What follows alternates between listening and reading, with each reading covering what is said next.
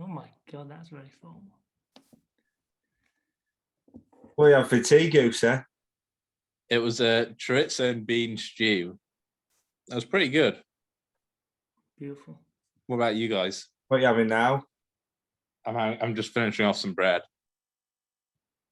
It's a trio of olives, bloomer. Very nice. What about you two? What did you have for tea? I had goat curry, or curry goat, as I believe they call it, with rice and peas.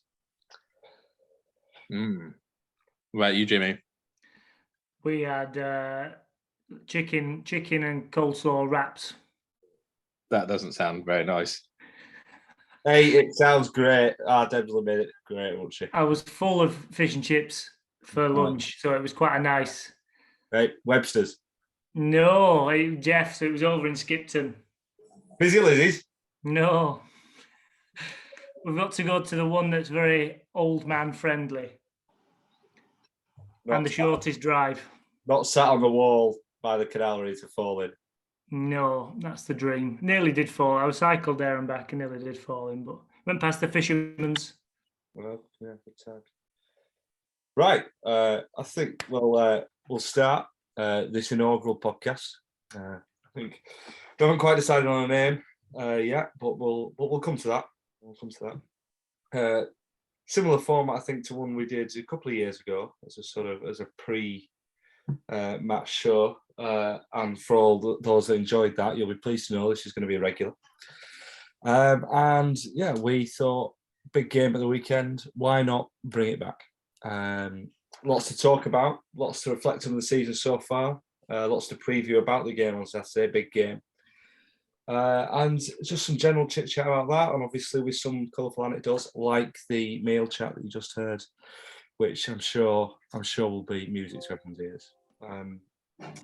So, without further ado, let's get cracking. 20th of August, 2022, Chumps CC against Dulwich Lawnmower. Repeat of our inaugural, our first fixture 2 years ago today, almost. Give it take a month. Our closest ever match when we lost by 3 runs. It still hurts to this day. But I mean, have we got any reflections of that? Just thinking about where we were and how far or not we've come since then. I think, Steve, that you're absolutely, it was such a fantastic day, and albeit we did lose by 3 runs, and as excruciating as that was, the legacy of that match for me isn't that loss.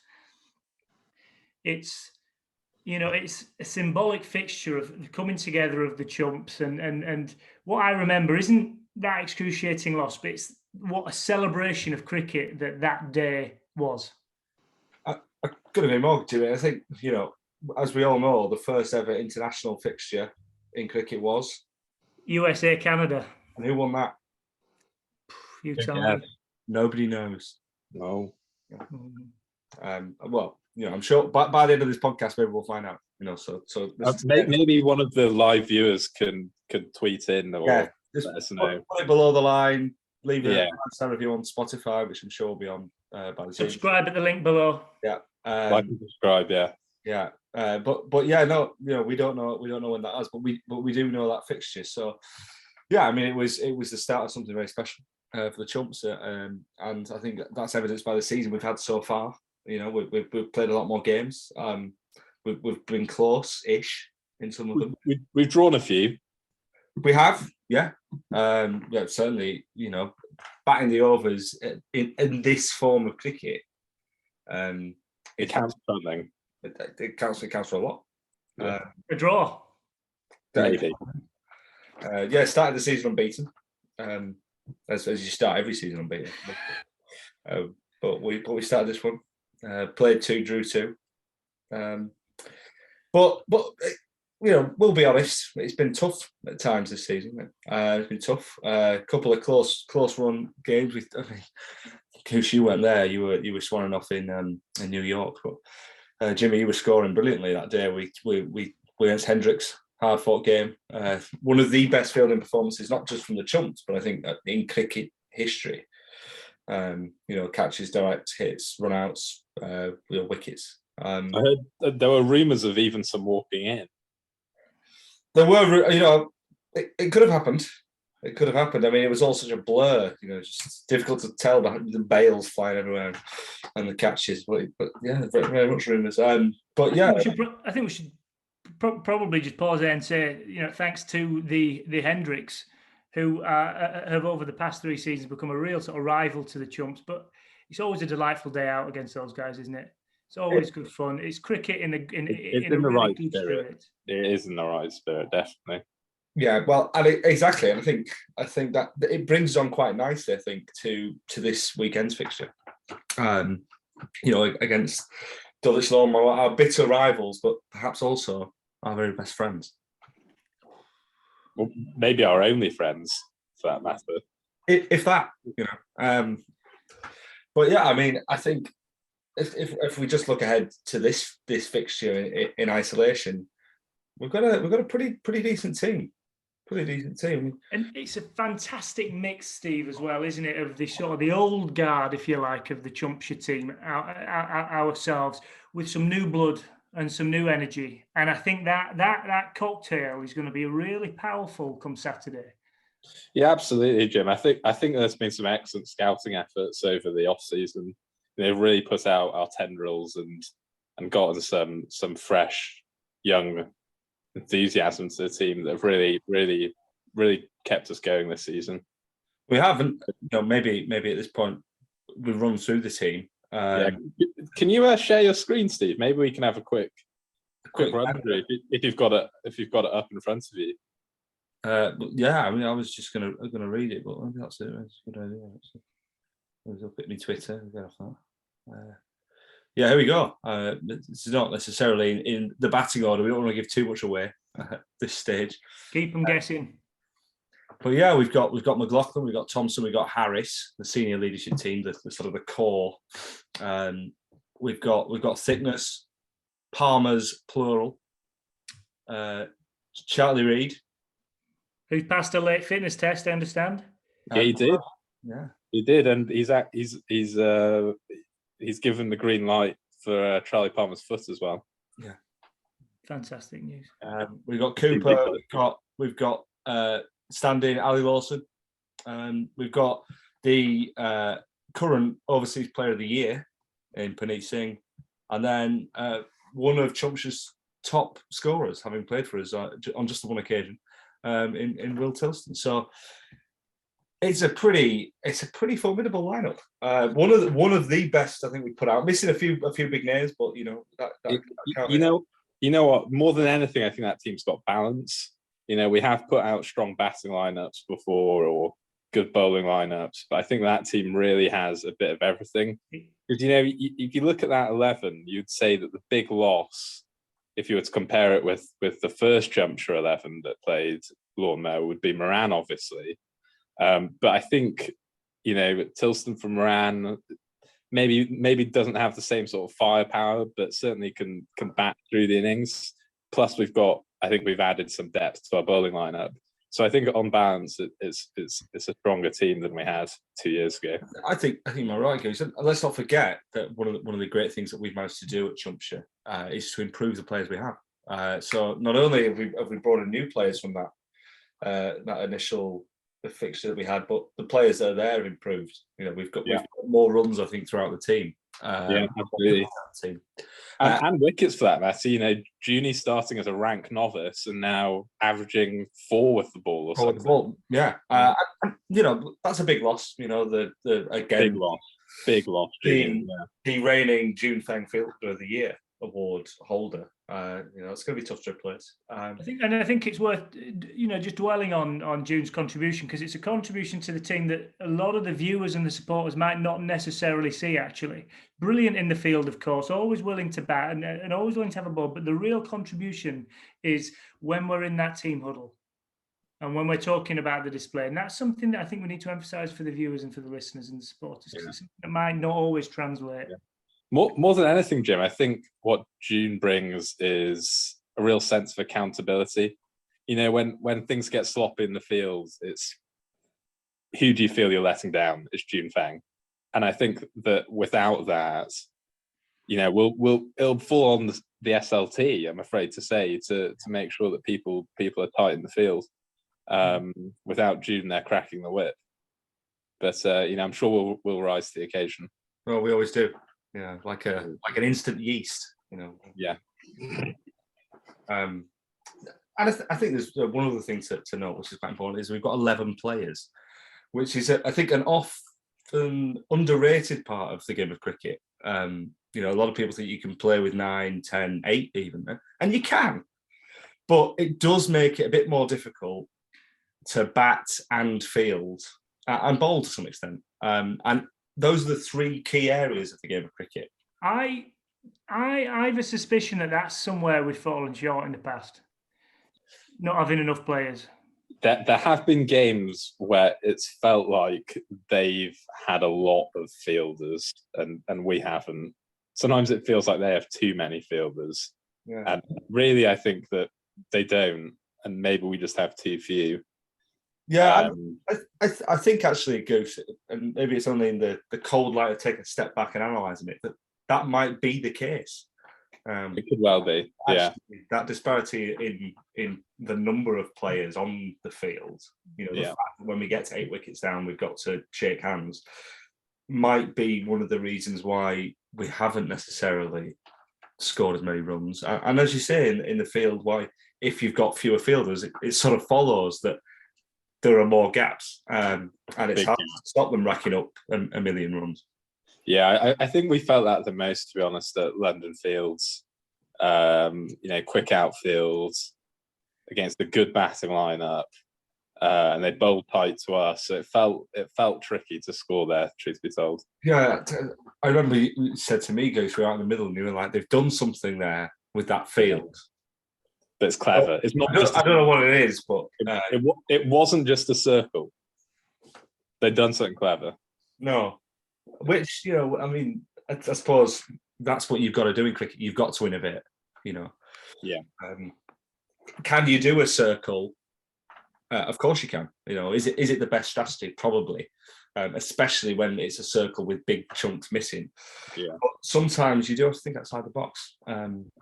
We did draw that game, of course. We did draw, yeah. Yeah.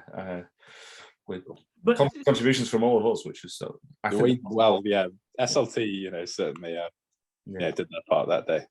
Yeah. Fellas, putting it into the context that the problems of not having enough players that we've just outlined are problems we are not going to have on Saturday. No, that's right.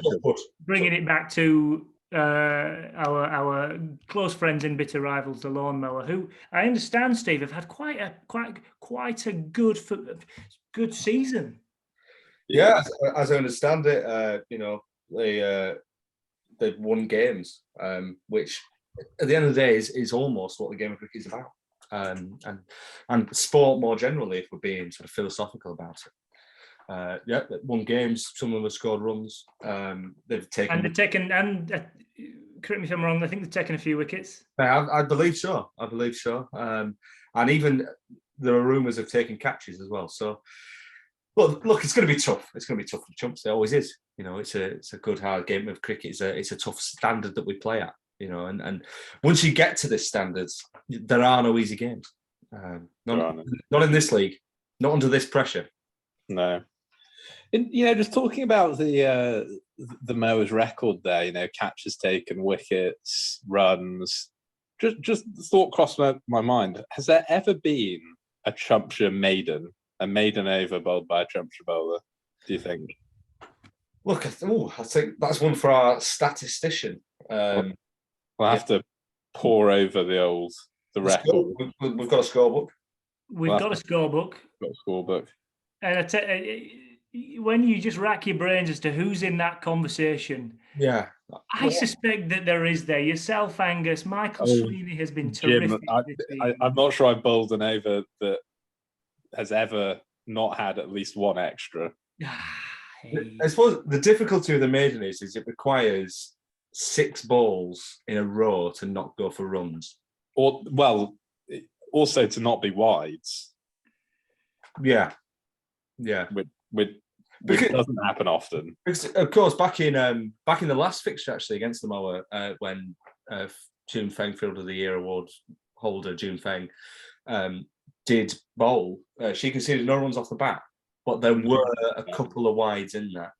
There were, yes, but no runs off the bat, all the same. Sort of, yeah. Maybe that's a sort of Chumps maiden. Although I think that might be the only instance of that happening as well. But you know, I think that was probably that over was really just testament to, I suppose, how happy June is to experiment with different things. You know, there were a few wides, but you know, we don't mind that. You know, Honestly, we don't mind that. We don't mind that one bit. And you know, when it landed, it worked. And you know, it's a small price to pay, a few extras. I think as well, you know, it's not really within the Chumpshire philosophy to be bowling dry like that. We're a very attacking side by our nature. You know, what wins your games? It's taking wickets, and we've always felt that. That's always been at the heart of everything we've tried to do, right back to the first net session and the first meetings about, you know, when this club was just us three Guinness talking about the prospects of having a cricket club. We said, what would our philosophy be? And there were two parts to it, really, weren't there? And they were, let's try and take some wickets and let's try and score some runs. And that has been at the heart of everything we've tried to do. And I think that's what sets us apart, actually. It sounds like a complicated philosophy, but when you boil it down and you think about it, actually, it's some of the more simple things. Cricket. Yeah. And how do you think, Steve? You know, Hilly Fields, it's an arena, isn't it? Of you know, and it's got so many stories attached to it. How do you think that the pitch, you know, Hilly Fields is going to be playing this Saturday? It's obviously been a really interesting, you know, the heat wave and so on. What are we going to be looking to do at the toss and things like that? I think you know, we have a bit of discussion around the pitch. You know, we don't want to go too much detail into the tactics and let the mower into anything. I'm sure they'll be tuning in as everyone else will to this to get some insights. I think, you know, we played there a few weeks ago against the Nomads. Not the closest game we've played. You know, hold my hands up. But that was right in the middle of the heat wave, no rain. It was something of a dust bowl, if we're honest, and that affected the way the pitch plays. It always does. You know, the cricket's a game. It's not just played on the ground, but in the air, and sort of the climate is played very important. So that clearly played a part. And I think the rain that we've had today, yesterday a little bit as well. You know, maybe that changed the nature of the pitch. Something a bit greener. I think will suit our attack quite nicely. I think, you know, something that slows the ball on the boundary, you know, quite good, because, you know, again, it can get away from you quite quickly at the fields with the slope, very much like Lords.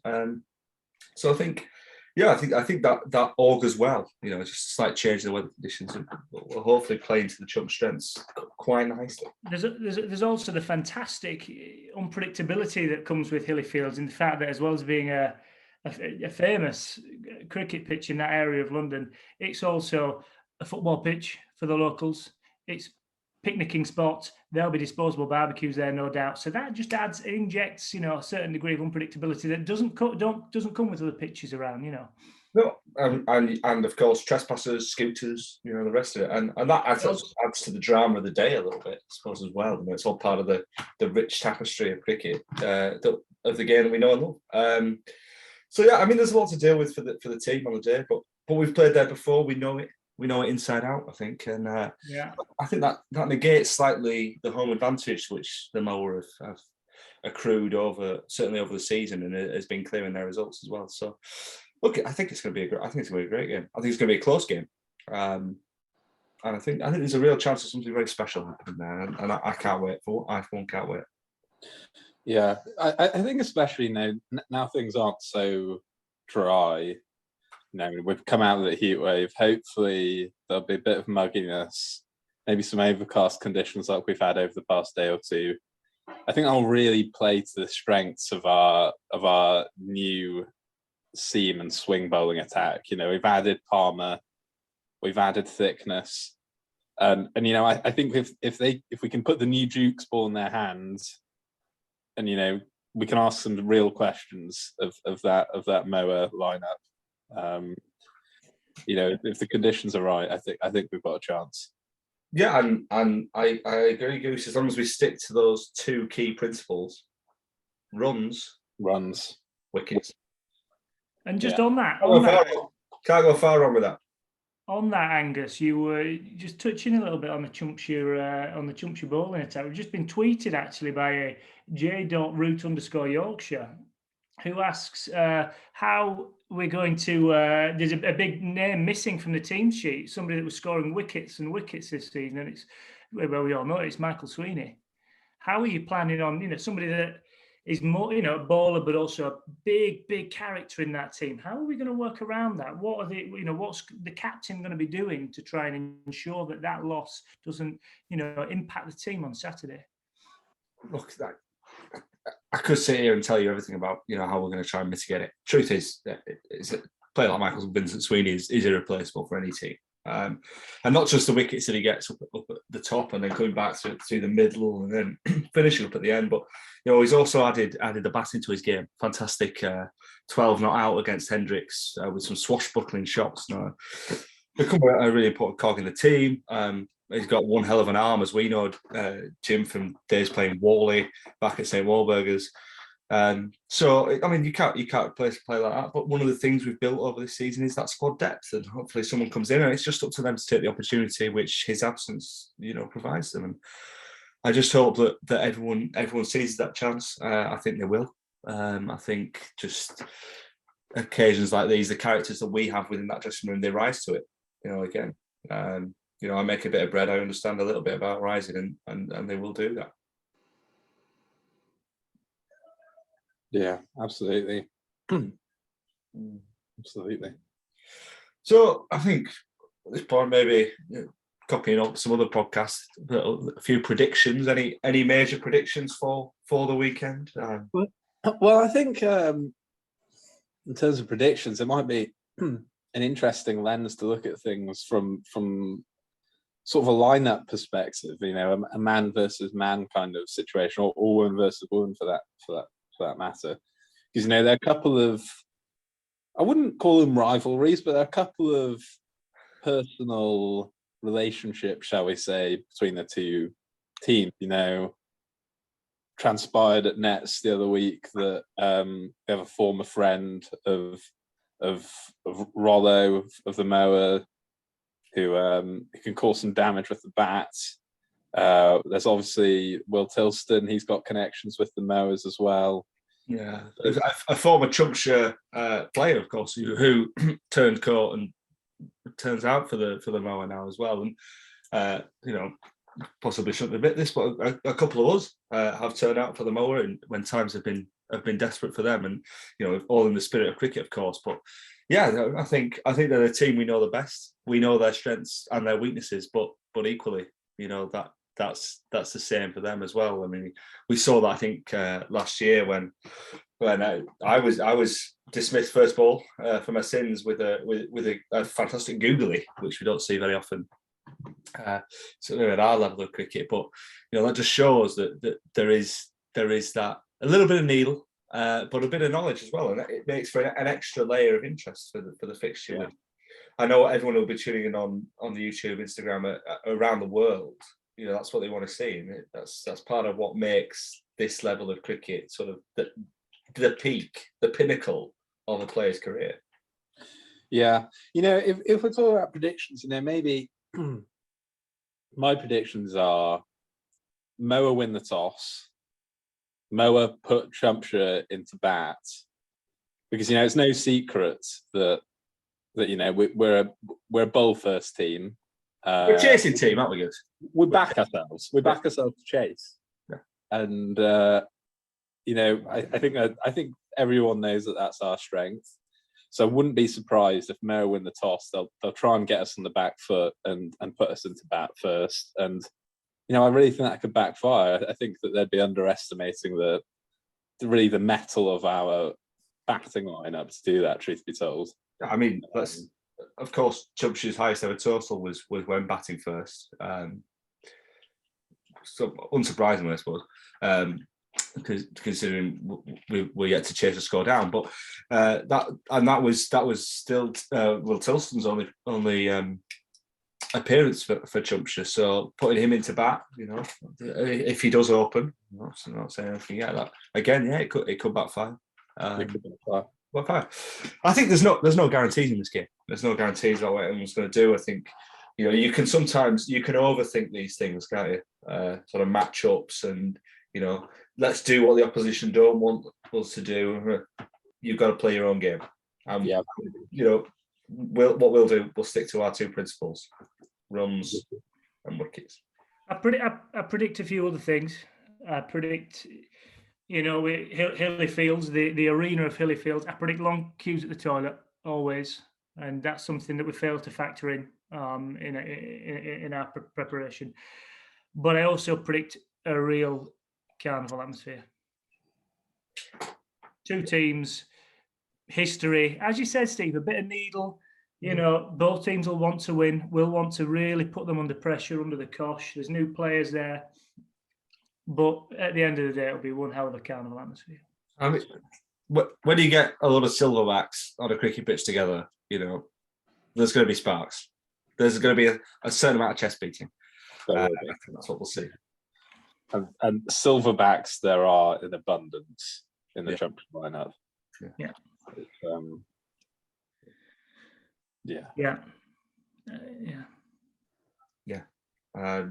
But gun to my head, if I'm picking one, I have to say at this point, Chumps will win. Gun to my head, Chump. Building off that game we came so close 2 years ago, I think we're older, we're wiser. I think we'd get over the line. Chumps will win. Yeah, comfortably. I think it could. It could be a pasting. It could be pasting. Gun to my head. Feeling good. I'm feeling a 50. Chumps will win. Feeling a 50. Love to hear it. But I think it's beyond doubt that cricket will, at the end of the day, be the winner.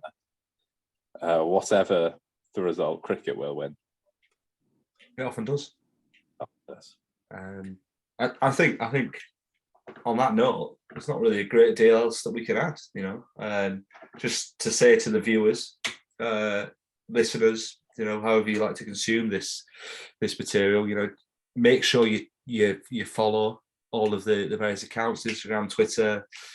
Obviously, subscribe to the YouTube channel because you'll get all of the news as soon as possible, and you'll be able to follow the match. And I'm sure you'll be joined by many, legions of people, fans around the world, international fans around the world as well. So, thanks for joining us.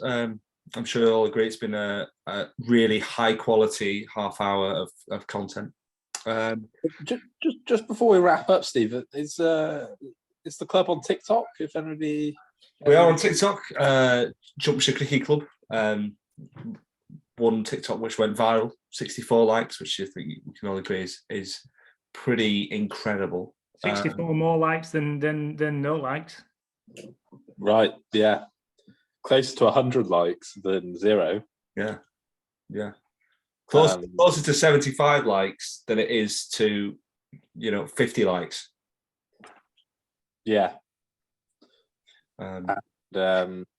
If you double it, it's almost 150 likes. Yeah. Is it closer to 35 likes? That's 29. Yeah. But the thing about 64 is it's a bigger number than a lot of people initially conceive. Yeah. Yeah, much like it's a square. It's a square number as well, isn't it? 64. Yeah. You need a math teacher to help you with that. Yeah. So we're on TikTok. Yeah. I hope you all enjoyed it. Tune in. And we'll be convening next week when we hope to have a special guest, but to reflect on the team's glorious victory. That's what on Saturday. So it's a goodbye from me, Big Jim Harris. It's goodbye from me, AJ Thompson. And it's goodbye from me, Stephen McLaughlin, captain and president. Thank you. Good night.